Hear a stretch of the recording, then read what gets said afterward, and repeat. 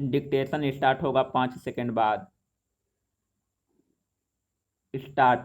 महोदय, भारत आज वैज्ञानिक मानव शक्ति के क्रम में संसार में तीसरे स्थान पर आता है, परंतु वैज्ञानिक उपलब्धियां उसके अनुरूप नहीं लगती है। क्या हमारे वैज्ञानिक कार्य निष्पादन में सक्षम नहीं है? क्या उनकी योग्यताएं विकासशील देशों के वैज्ञानिकों की तुलना में कम है, या उनके लिए सही सामाजिक, आर्थिक एवं वैज्ञानिक वातावरण नहीं है? आज जब हम 21वीं सदी में प्रवेश कर चुके हैं और अपने पिछले 50-55 वर्षों की प्रगति की ओर देखते हैं, तो लगता है कि कहीं कुछ चूक हो रही है। ध्यान रहे कि स्वाधीनता के लगभग 10 वर्षों तक बाद भारत सरकार ने मार्च 1958 में देश की विज्ञान नीति की आधारशिला रखी थी, जिसका उद्देश्य राष्ट्र की समृद्धता के लिए विज्ञान एवं तकनीकी को आधारभूत स्थान देने के साथ साथ पुरुष एवं महिलाओं दोनों की सृजनात्मक प्रतिभाओं को पूर्ण रूप से प्रोत्साहित करना था। इन उद्देश्यों की पूर्ति के लिए वैज्ञानिकों के लिए अच्छी सेवा शर्तें, वातावरण, यहाँ तक कि वैज्ञानिक नीतियों के निर्धारण में उनकी भागीदारी का भी प्रावधान रखा गया था। किसी भी कार्यक्रम की सफलता के लिए एक निश्चित कार्यप्रणाली तैयार करना आवश्यक होता है। उसके लक्ष्य पूरी तरह परिभाषित होने चाहिए। सभी कार्य, चाहे वे मौलिक शोध, विकास या अनुप्रयुक्त शोध से संबंधित हो, मूल लक्ष्य की प्राप्ति की दिशा में ही किए जाने चाहिए। इन कार्यों को सुचारू रूप से कार्यान्वित करने तथा कार्य विभाजन को ध्यान में रखते हुए विभिन्न समितियों का गठन करने की आवश्यकता से नकारा नहीं जा सकता है, परंतु मात्र समितियों का गठन करना कार्य को पूर्ण नहीं कर देता है। समितियों की जिम्मेदारी तय की जानी चाहिए, उन्हें कार्य करने के स्तर पर आवश्यक अधिकार एवं स्वतंत्रता दी जाए और फिर सफलता एवं विफलता दोनों के लिए बराबर का भागीदार माना जाए। कार्यक्रम अध्यक्ष को पूर्ण जानकारी रहे कि विभिन्न समितियों द्वारा लिए गए निर्णय सही रूप से कार्यान्वित किए जा रहे हैं अथवा नहीं, और इसके साथ उनकी सबसे बड़ी जिम्मेदारी है इन सभी प्रयासों को समग्रता से देखने तथा उचित मार्गदर्शन करने की। एक प्रसिद्ध वैज्ञानिक द्वारा हाल ही में कही एक बात काफी महत्वपूर्ण लगती है कि आज किसी भी वैज्ञानिक कार्यक्रम के लिए कई समितियां बना दी जाती है, परंतु उनकी बागडोर कुछ इने गिने लोगों के पास रखी जाती है।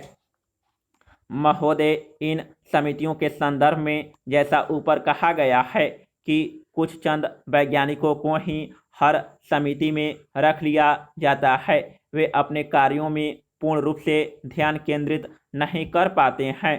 काफी समय एक जगह से दूसरी जगह की यात्राओं में चला जाता है। आखिर उन वैज्ञानिकों की अपनी अपनी सीमाएं हैं। प्रश्न यह है कि इतने विशाल वैज्ञानिक समुदाय, जिनमें कई अंतर्राष्ट्रीय ख्याति प्राप्त है, के बावजूद समितियों का कार्य कुछ लोगों तक ही सीमित क्यों? अभी हाल में प्रसिद्ध वैज्ञानिक केंद्र के निदेशक ने इस ओर स्पष्ट शब्दों में संकेत दिए हैं कि वैज्ञानिक मानव शक्ति का इष्टतम उपयोग नहीं हो पा रहा है। इसलिए आवश्यक है कि ऐसी संस्थागत प्रणाली तैयार की जाए ताकि अनुसंधान एवं विकास में लगे वैज्ञानिकों और औद्योगिक इकाइयों में अधिकाधिक पारस्परिक विचार विमर्श के साथ साथ एक मधुर तालमेल भी बैठ सके। प्रश्न किसी को दोषी ठहराने का नहीं है, बल्कि राष्ट्रीय हित को अहम समझते हुए कार्यक्रमों के दौरान आ रही कठिनाइयों को हल करने का है। वैज्ञानिक उपलब्धियों में जो अपेक्षित प्रगति नहीं हो पा रही है, उसके लिए एक और नीतियों तथा उनके कार्यान्वयन में कुछ कमियां हैं, तो दूसरी ओर वैज्ञानिकों के कार्य के प्रति व्याप्त उदासीनता भी है।